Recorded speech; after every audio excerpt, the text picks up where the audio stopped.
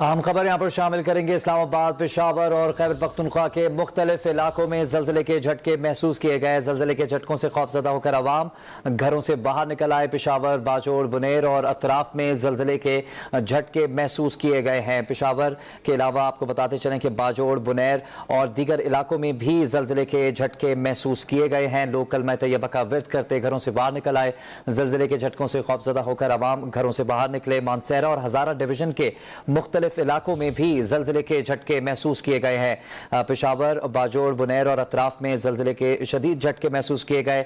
जल्जले के झटकों से खौफजदा होकर आवाम घरों से बाहर निकल आए। मानसेरा, हजारा डिवीजन के मुख्तलिफ इलाकों में भी जल्जले के झटके महसूस किए गए हैं।